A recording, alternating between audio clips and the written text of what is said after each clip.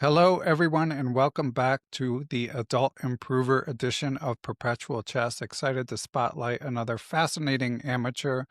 Sometimes the line between an adult improver, what I would consider an adult amateur, and a professional can be a bit blurry, like my recent interview with Tatyeva Abrahamyan, who's one of the best female players in the country, but also just had a breakthrough due to continued hard work. Similarly, Grandmaster Alex Fishbein, he's never played chess professionally, took some time off, won the U.S. Senior Championship. So he has a professional level understanding of chess, but there's still things to learn. But anyway, this one is straight up adult improvement, and it's just as much about where to fit chess into your life, when to push forward, when to back off, as it is about improvement itself, although we do discuss that. And my guest is Marcos Patricio Macedo, who is a forensic detective from Brazil.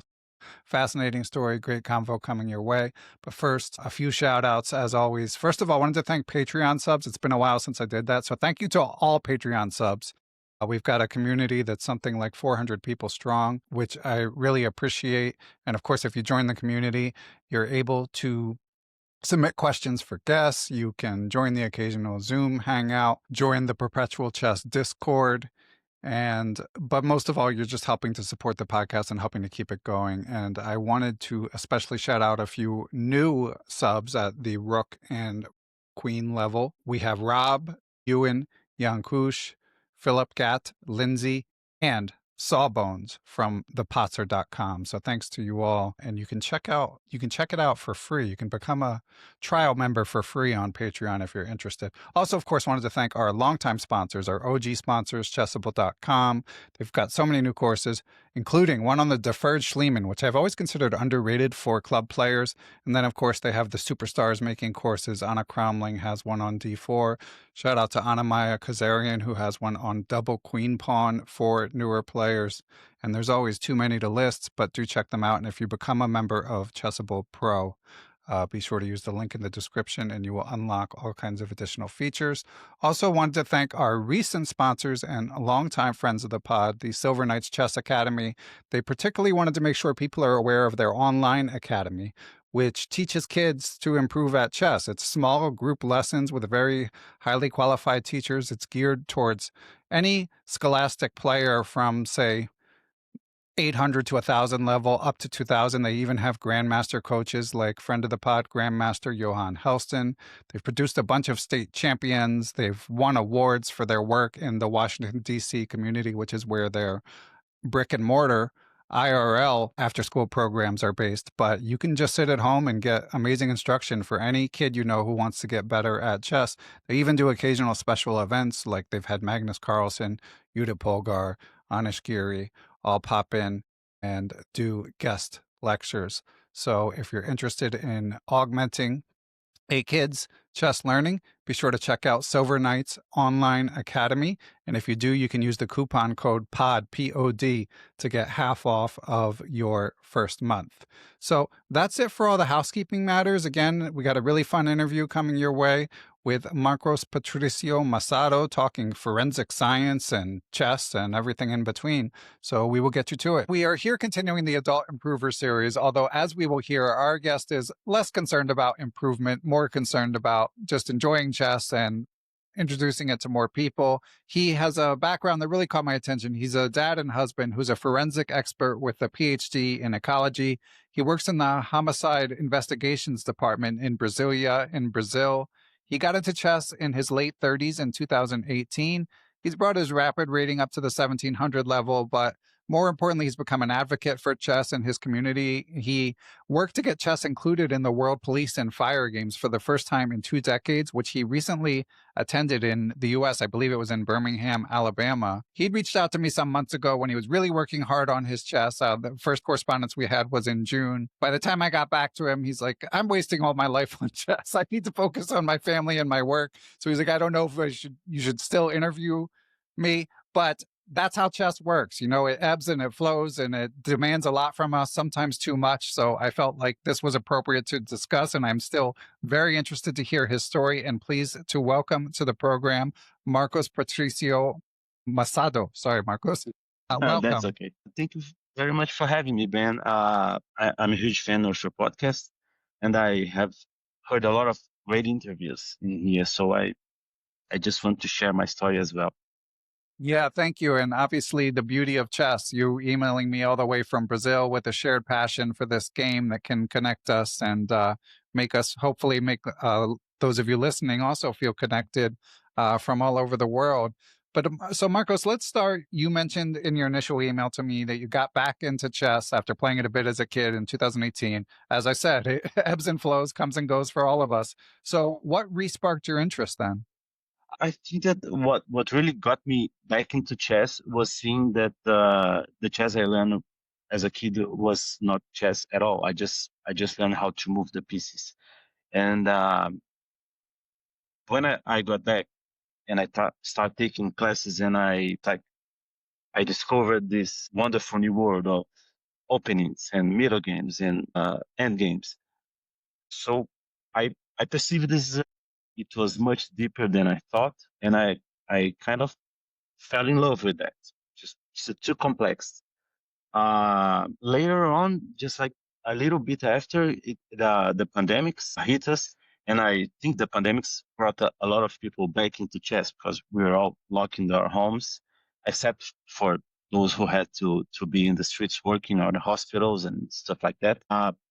And so it was a kind of meditative state, which I go to like forget the things that were going on, and it got me through.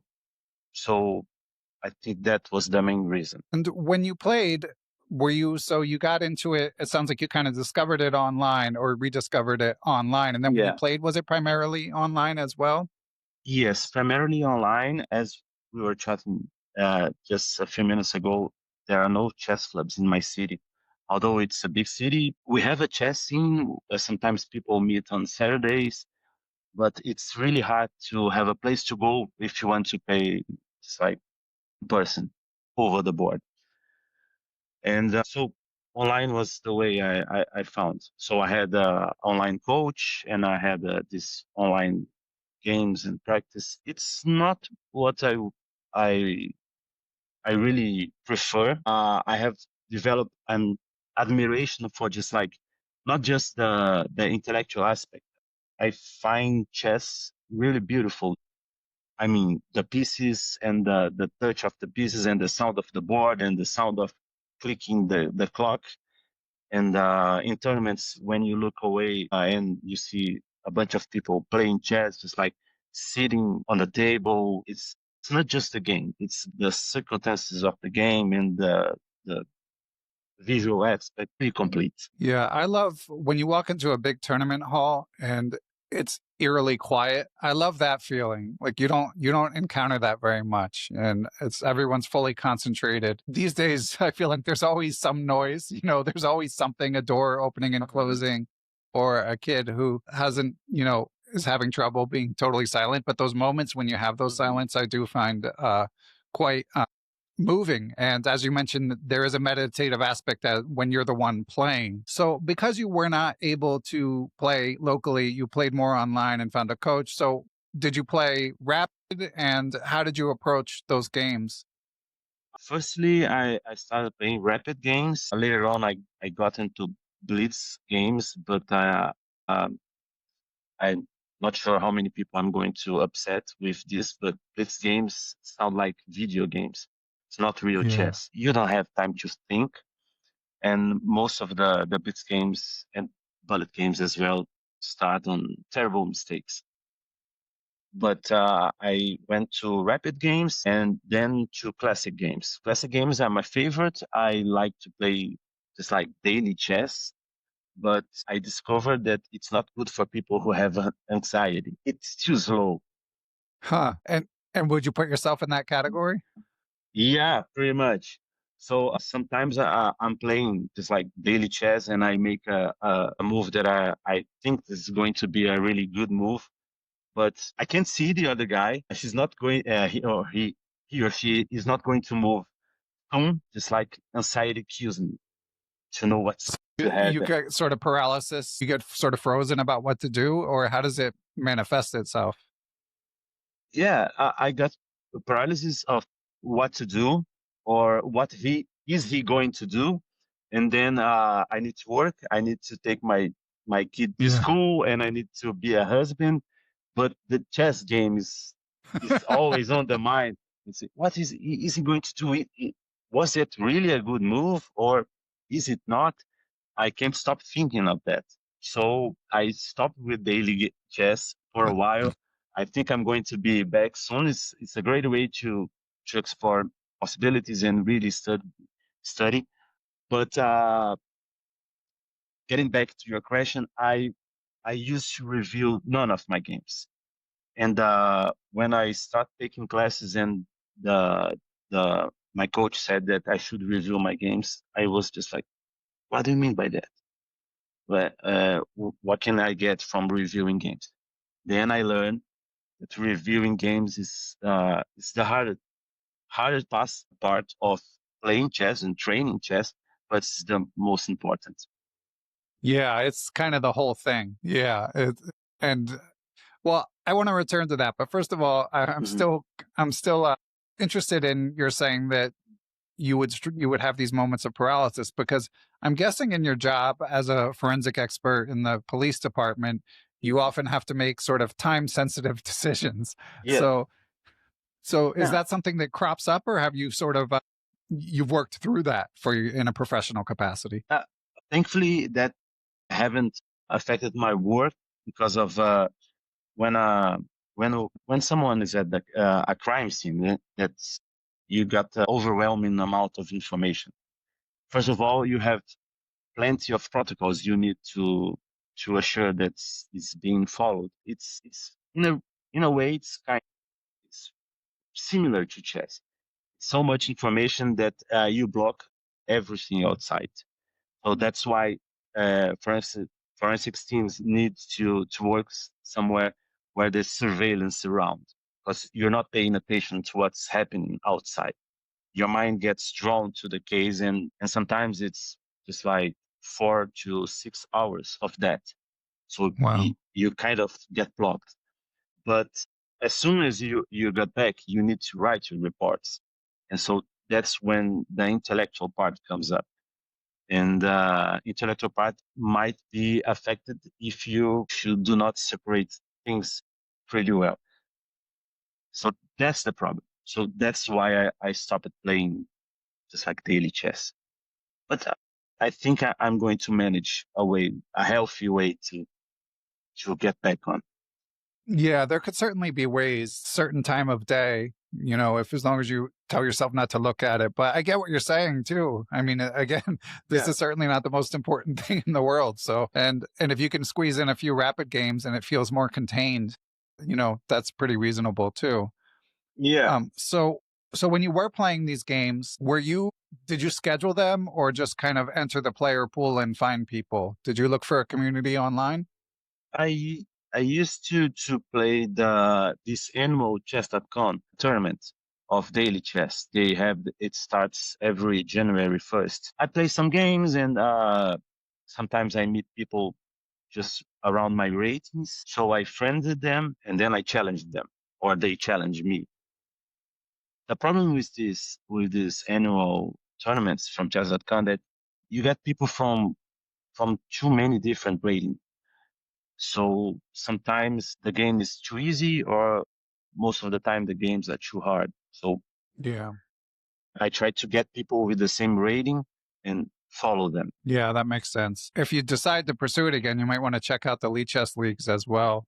Um, Yeah, like the Lone Wolf, and then there's like a team one as well, or at least one team one. So as you got more into it, there was certainly a period where you were really trying to get better from what you said. So aside from analyzing games, what else did you settle on as an approach to improving at chess? I start doing too much tactics, just like puzzles from Lichess and Chess.com. I used to watch a lot of videos, just like YouTube videos and stuff like that. There are a huge amount of really, really good content online. To the point that I start wondering, why should anyone pay like a coach? there are so many online videos, and but then I learned that they're going to get you to somewhere, and you're going to reach a plateau. But I saw a video from Rafael Leitão. I think you have interviewed him. Yeah, I've interviewed him a couple times. Great Yeah, guy. he's a great guy. He has a great sense of humor. But when I reached to him, uh, he said to my rating points, rev to my rating level, I just work on tactics, just like work on tactics. This is going to get you far. At least you're going to 1600 or stuff like that. Then you worry with something else. And that's what I started doing, just like working puzzles. And I got a few books that I enjoyed very much. And that was it for me. And then the chess coaches. It came just like a few years after.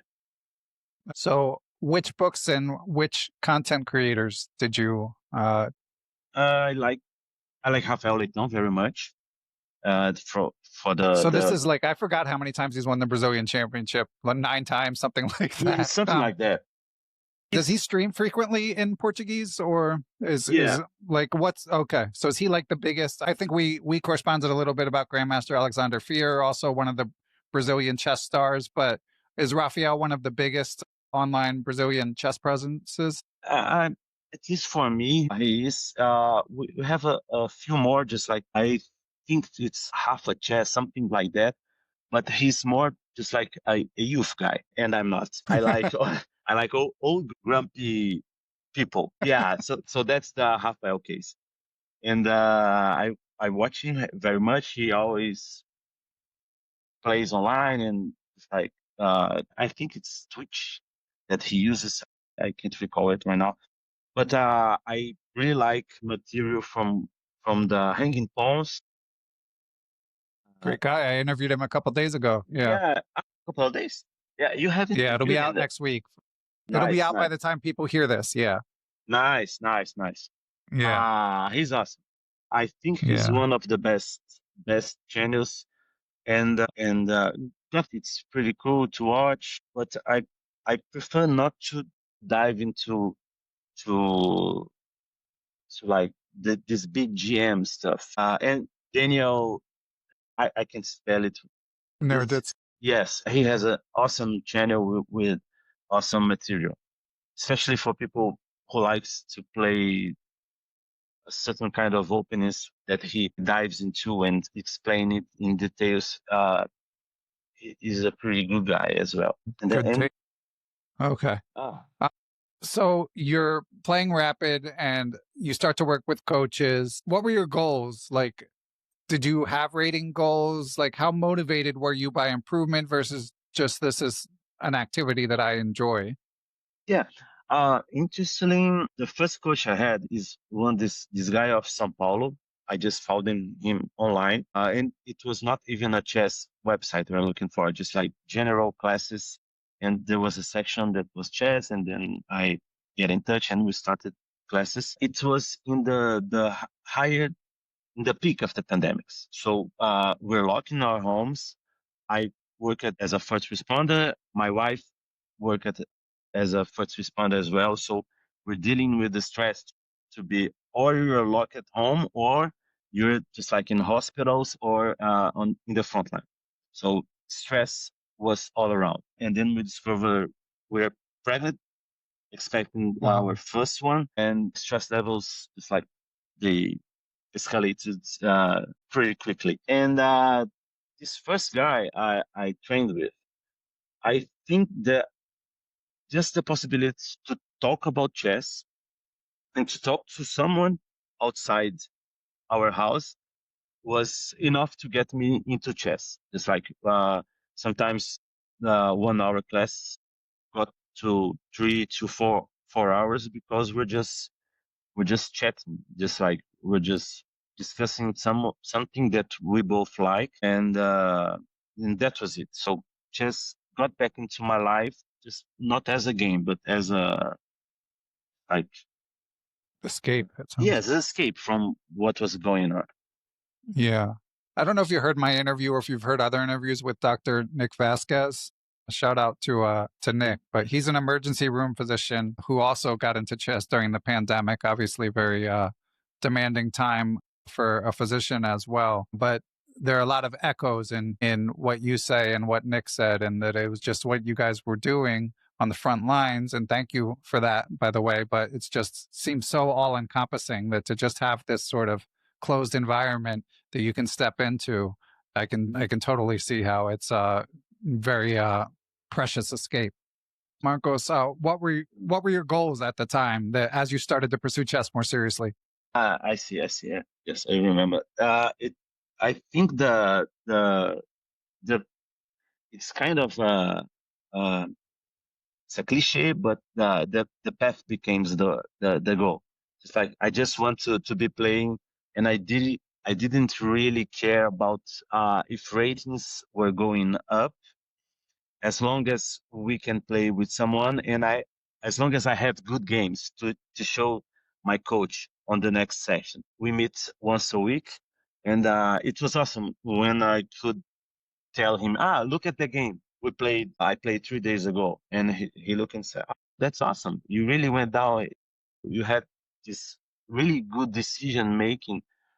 And that was what I wanted, to make good decisions in situations where a few months ago I couldn't.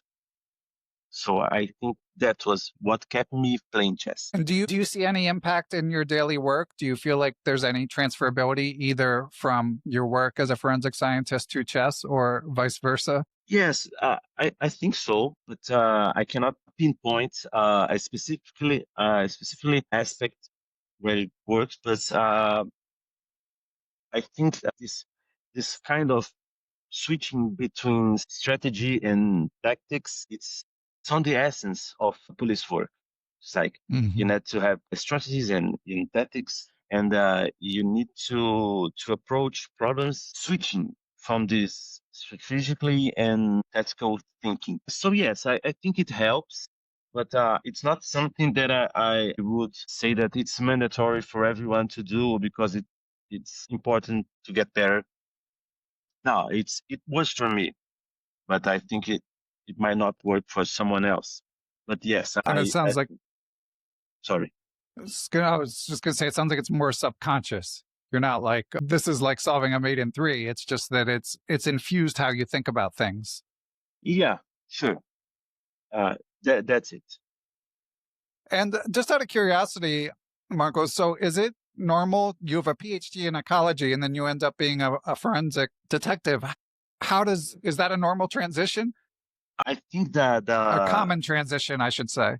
yeah, it's kind of the order is in reverse. I got first into homicide investigation, then I went to ecology because I was studying the ecology of blowflies. Blowflies usually are found pretty in huge numbers in crime scenes as they feed from the dead. So I use them as a tool, trying to predict for how long someone is in that Ah, position. wow, that's fascinating. Yeah, it's so ecology kind of transformed into a tool for forensics for me. Fascinating. Huh. Yeah, And so eventually you, as you mentioned to me in email, you started to advocate for chess being included in the World Police Games. What's the backstory there? How did this all come about? just a quick note. When I wrote you, I was pretty excited because it finally was going to happen. So I was thinking to me, hey, that's huge. We got chess back in the games. Chess was just once in the games back in 93 in Barcelona, but I was 13 years old. So that was not my time to play chess in the games. So I started, I started going into the games. World Police and Fire Games is this huge event that happens every other year. So I went there because I'm into running as well, like running pretty much. Then I got into the running team from my work. And as soon as I got there, I thought, well, where are the chess people? And I found there were not. And I was just like, okay, so if there is no chess in the game, let's bring the chess in the games. And I saw that many of my friends play chess, it's like chess.com, as we're training or as we're at the resting area between shifts. People are just like playing chess in their phones. And I was just like, okay, so let's play chess. Let's have a chess club in the police department, and let's have a chess event in the World Police and Fire Games. So I started to write everybody from the organizing committee. Decide, hey, let's take chess back in the games. Chess is it's not expensive. A lot of people play chess, so why are we not doing this? And for the first two times, they would, no, this is not going to happen. Sorry. But the people from Birmingham in Alabama, they just like, they left the door open. Okay, if you gather a number of people who to sign a petition, we can consider it. And that's what I did. I just made a online form and spread the word for everyone I knew, and people signed, and that's how it went. And then how was the event? The event was great. We met people from chess players from over the world. So to shout out to the NYPD Chess Club, a lot of them Nice. was there. Great guys. I met some awesome people there. People from Germany, Malaysia, France. A lot of Brazilian players were there as well. So it was great to meet them. Just like to see police officers and chess players. It's like sitting together and playing and chatting and discussing the games. Yeah, that was awesome. And did you run any sort of tournament, or was it just kind of like a chess hangout? What was the actual get together? For the For my police department, well, when you played chess at the World Police and Fire Games, what did you do? Was it just like everyone getting together in a big room? yes, everyone getting together in a big room and playing. There was a lot of people who were there just to watch. They were just like passing by. You have just like 50 or just like to 60 sports going on at the same time. So there are people swimming, running, playing chess, playing pickleball, uh, and there are a lot of people who are not playing at the time, and they just like getting to other rooms and see what was happening. And people stopped to and watched, and it was awesome to play them and to talk to them. And we meet them later on, just like we gather in a pub to have some beers, and we meet on parties that was going on in the city. So it's kind of everything together. It's like not the games, not the chess games, but the atmosphere of the games itself. Yeah, it sounds fantastic. Yeah, it's awesome. S- Do you already know where the one? So it's every 2 years. Do you know where the 2027 edition will be? Or Yeah, it's going to be in Perth, Australia. wow, that's Yeah, a haul. yeah, and they have yet not listed chess as a an event. So I wrote to them, and they said, "Nah, no, we have too many sports already. I don't know if chess is going to happen, but it's hardly going to happen." And I was just like, okay, so here we go again. So we need to get in touch with the Australian Federation of Chess or the Perth local chess clubs, and I talked to them, and I need to I need to talk to them and to get in touch and say, okay, if you need to set up a chess tournament for just like 50 players, can you do it? How much is it going to cost? And need to convince the organization that okay, so you can you can do it. You can do it in that library. It fits just like 60 people, and the organization is going to be around just like the budget is going to be around, I don't know, these Australian dollars. And I need to deliver the solution just like ready for them to, okay, I have a nice idea. Just let's make chess in the games again. And 2029, it's going to be in India. So I think India is going to have chess. Come Yeah, I on. like your chances. Yeah, hopefully I'm going to play chess at least in 2029. Wow, they really aren't kidding about World Games. I mean, those are some big trips, Perth and India. Yeah, it's really fun for us, and it's awesome to get to travel and meet another people outside this first responders' minds and the stress of work, and we're just there to chat, to talk, to play sports we love. That's awesome. You probably get asked this a lot, but do you watch any crime shows, or is it too close to home, too many mistakes in the presentation? No, I like them. I like them pretty much. Because it gives me a sense of what people think about forensic science. And I'm also an instructor for in just like how to preserve a crime scene, how to analyze a crime scene. So sometimes we need to teach them to just like lawyers and judges and people who are not from a science background. And I like to understand how they think of our work so we can approach it in a more understandable way for them. What's the most challenging part of your job? I think it's less challenging than it sounds. Uh, Challenging, I mean, in this like, you need to have courage and stuff like that. That's not the point. I think the main challenges are just like intellectual stuff. Just like you need to just to start looking at the a crime scene, even a victim. I know that it sounds cruel or cold, but as an object, you need to keep Mhm. them away from you. It's like this is not your life. This is you can't be moved by the crying of the families, or you need to solve them. So you need to keep cool, and you need to remember where you've seen this before and how you need to do it. So it's pretty technical. I think that's the main challenge to know everything you need to know to keep the head in a stable place. Say, okay, done this. I've done this before. I'm going to do this again. This is going to be just fine. I need to collect this. I need to photograph that. I need to measure this, and this is what I need to do here. Okay.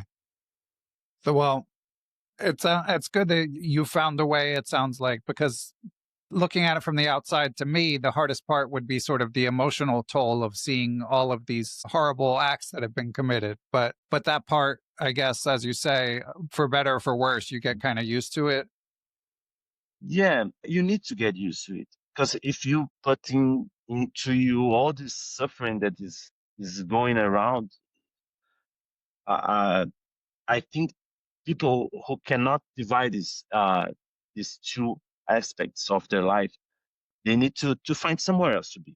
Just like we have forensics everywhere. Just like we have forensics labs, we have forensics for just like computers and stuff, and we have forensics for the streets. This is the not good part of forensics for the streets. You need to separate this.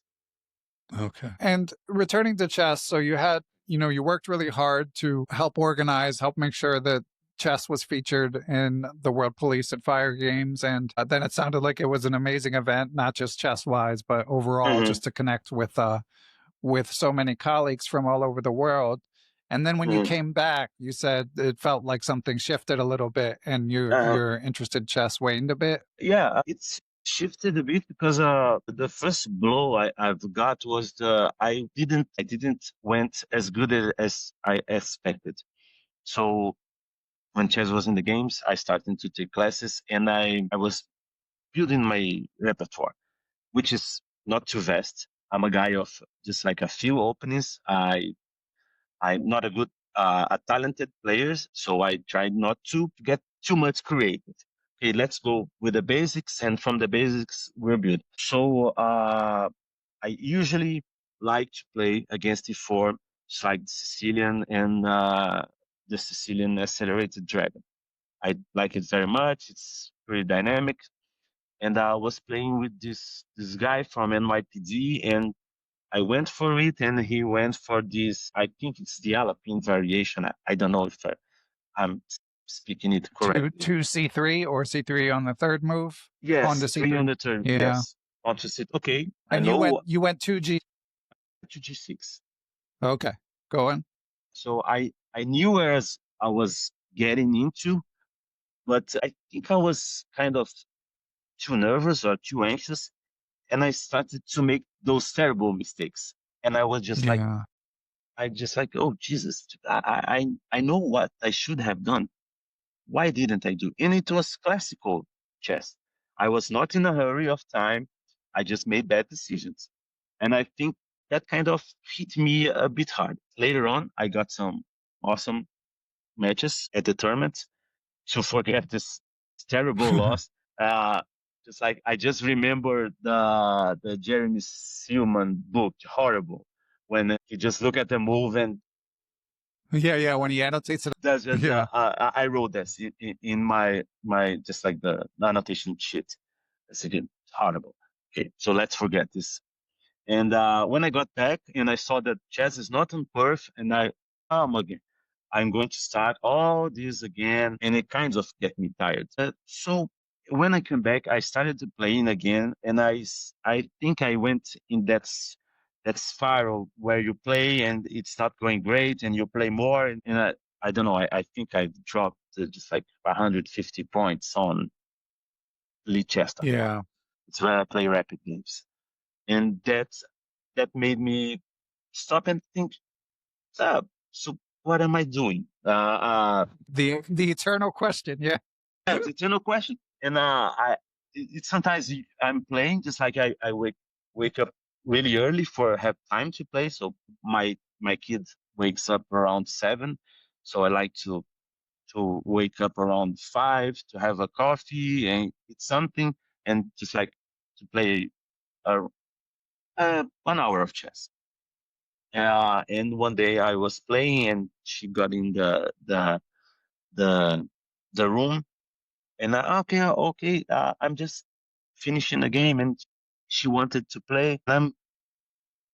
At that moment, I was just like, okay, I will stop playing. I'm going to be with her, and it felt good to stop Yeah. playing for a while because I was just like, I think I was in a place that I was not playing good chess. I was not having fun. I was thinking, what am I going to tell to my coach about those 30 last games I've played? Because it is not going anything but horrible. So I, I canceled the class. Okay. I'm not going to the next class, and I still haven't got back to the classes Yeah. because I didn't want him to see what happened. So I'm at this point now. I'm just Yeah. like gathering strength to get back and to show him what I've done. But last night I was having pizza with a friend, and he said, "Hey, do you hear about the Brasília Chess Open? It's going to be in January. It's going to be awesome. It's going to be at the National Library. It is a beautiful building." And he said, "Let's do it. Hell yeah, let's do it." So I scheduled with him. So okay, let's play some classical games. Let's prepare Oh, some nice. opens. So I think I'm going to get back in chess as well, but I'm still figuring out how. How is it going to be? I mean, that hits on so many sort of eternal chess themes, where when I write about community in my book, that really, as happened to you prospectively, Mhm. possibly, that really needs to be what brings you back, because otherwise it's very hard to rationalize, as you allude to. Spend 15, 20 hours, doing this. I mean, I Yeah, understand it's held a lot of meaning for a lot of people, and I appreciate that. But when you're but it has to be an emotional thing, because as a logical thing, you're putting in so much, and you may not get as much back if you're not getting a sense of community. yeah. It sounds like you're in an abusive relationship with chess. You just can't get away. And I started to watch some videos, and sometimes the little things people say started to irritate me a lot. Just like when people say, "Oh, that's easy. That's easy. You move there and take, take, take." and then you're going to end up doing this. And I just like, take. Stop saying take, because I do not understand. So, I think I'm mature in the sense of the Silma book, The Amateur's Mind, not the Uh-huh. high rank. And I don't know. I realized that amateurs like me just think one move ahead. We cannot think five moves ahead. If we could, we're not going to be at this place. So I I'm in a place that I don't like take. I need people to walk me through it. Yeah. And Have I you found anyone who you feel like is better at walking you through it? Yeah, sure. I have recently worked with two different coaches, not at the same time, but from different times. So the first one is Juan Cruzarias. He's a feed master from Argentina. I found him in the Lichess coaches page, and he's specialized in adult improvers.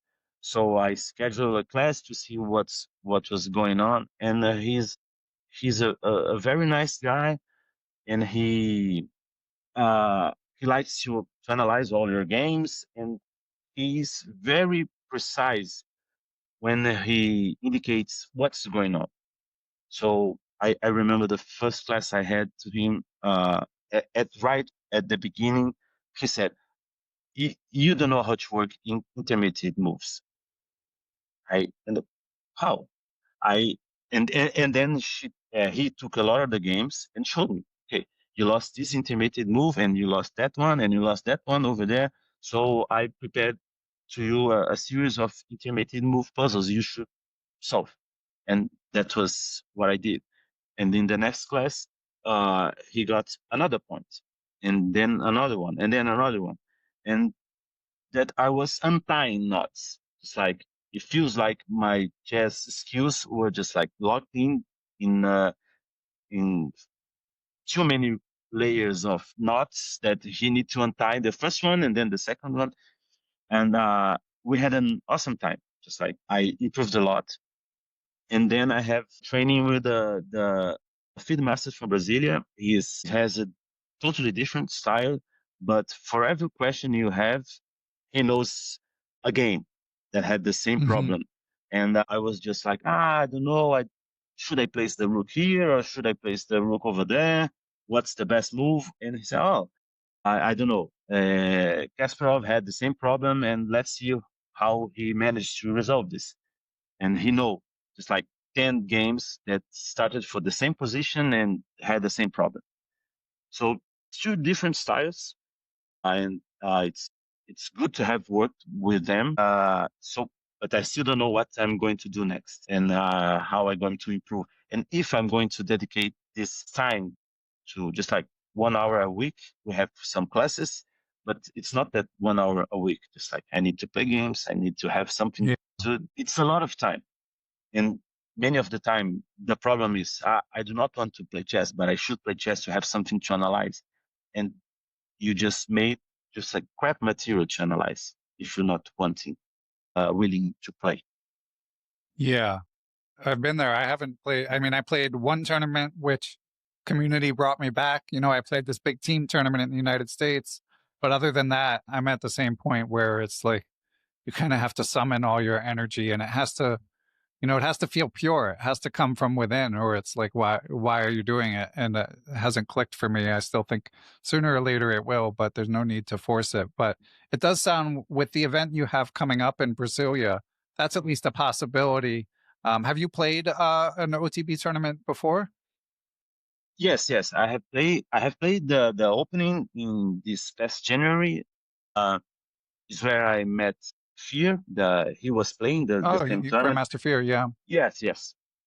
He's a pretty sweet guy. And there are a lot of GMs down there. The Neuris is I think it's a Cuban GM. He plays for Paraguay, I think.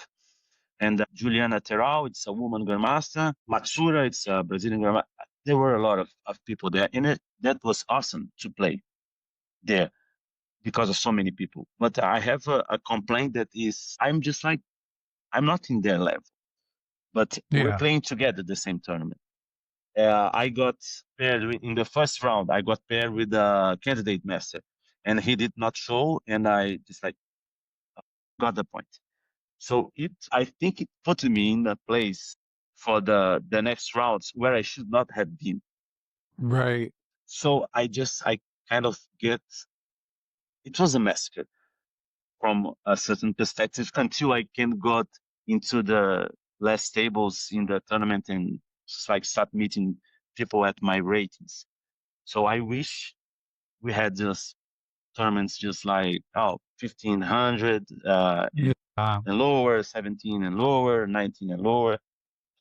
But yes, I did get back to ODB uh, tournaments, but not so much. It's like one every year or just like one every 6 months or something like that.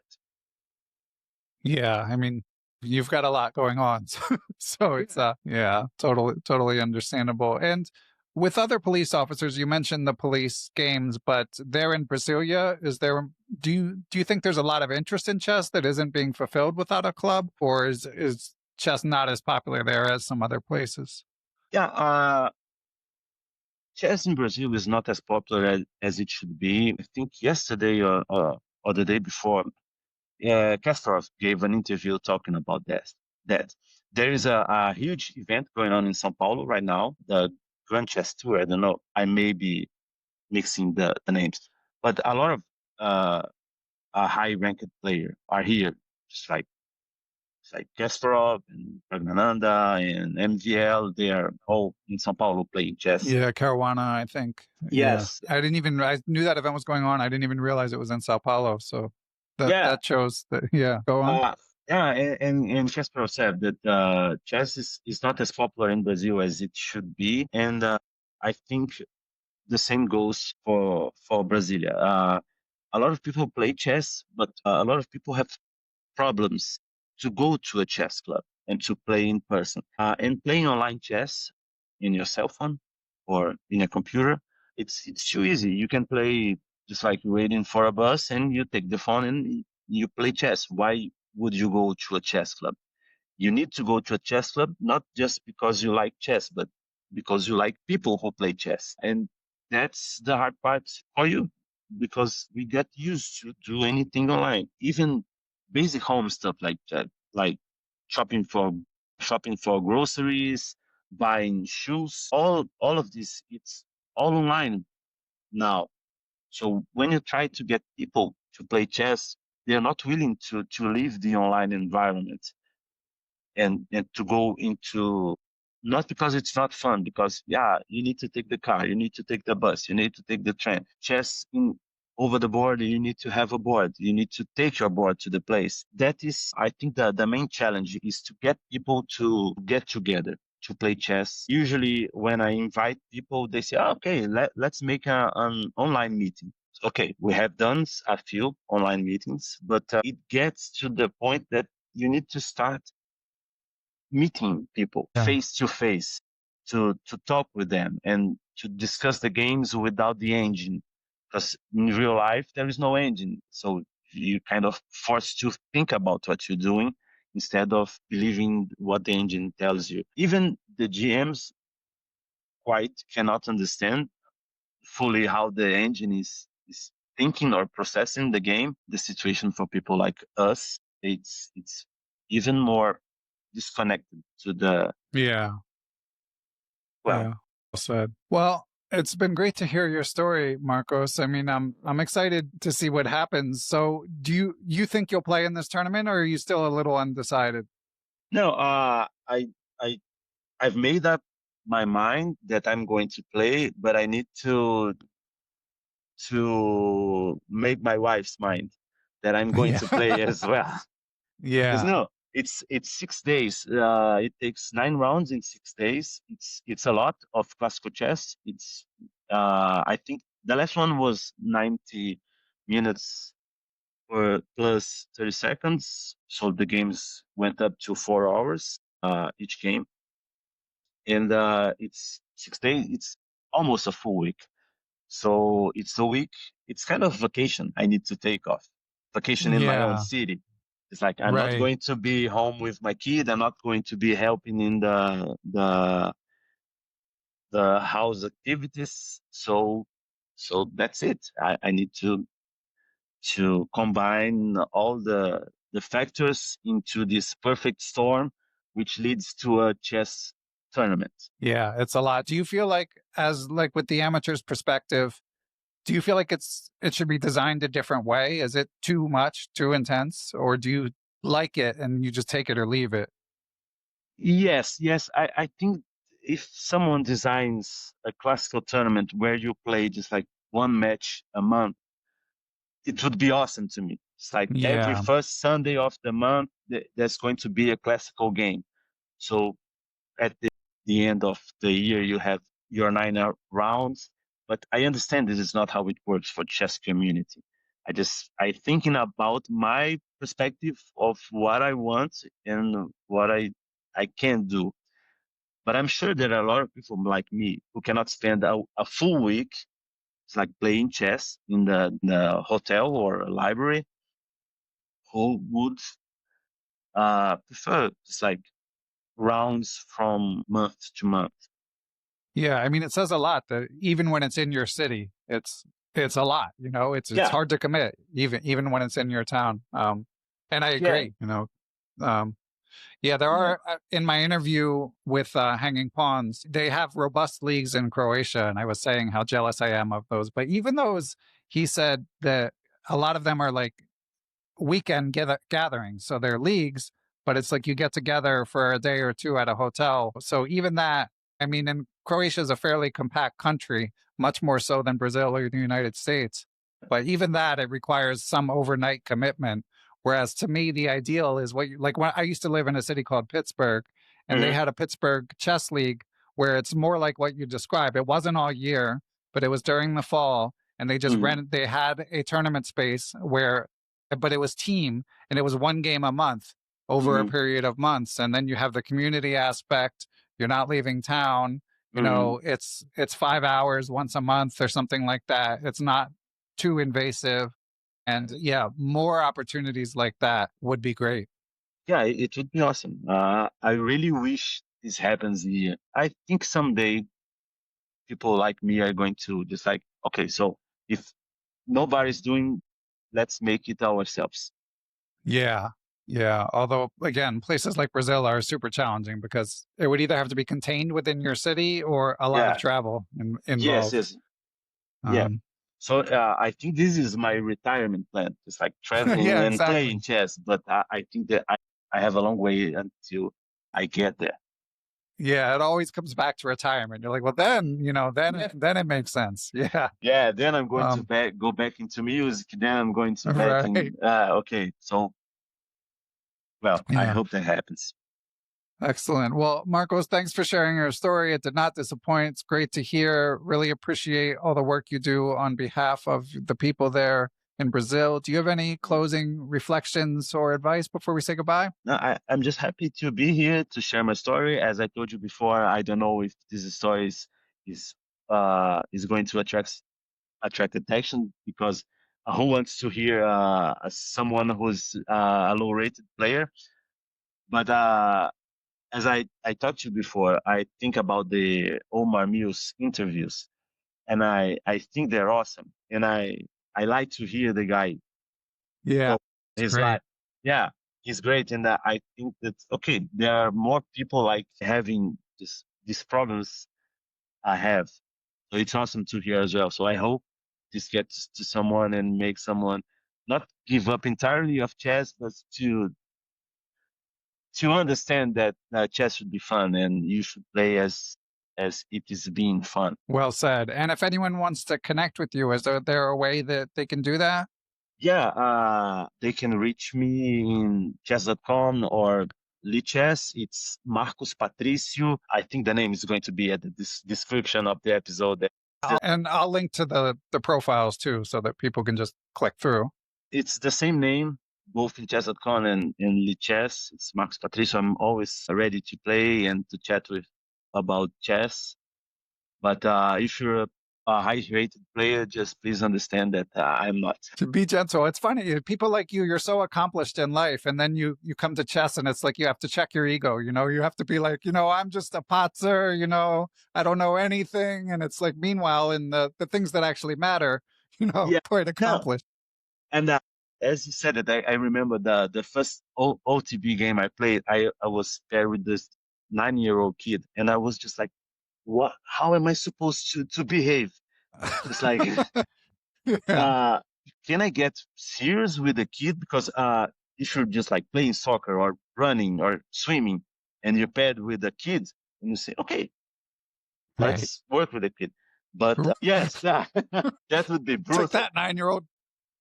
But I got paired with this 9-year-old, and I decided to play serious. Look, I'm going to play serious because I know the child who played chess very good, and he was a weak player, and I thought that I made a terrible mistake. I should not do this to the kid.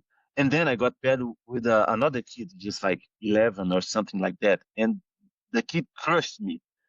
Right. It was ugly to see how I was just like lost in the game.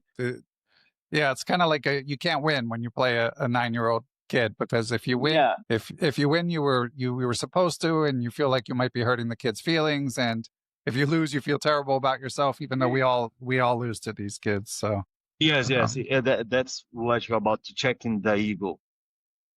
That's exactly, it. yeah. Okay, well, Marcos, it's been great to hear your story, and good luck convincing your wife to play in the tournament, and then if that happens, then actually playing in the tournament. Good luck with that as well. Okay, I'll let you know how it went. Okay, great. Please And do. okay, thank you very much for having me.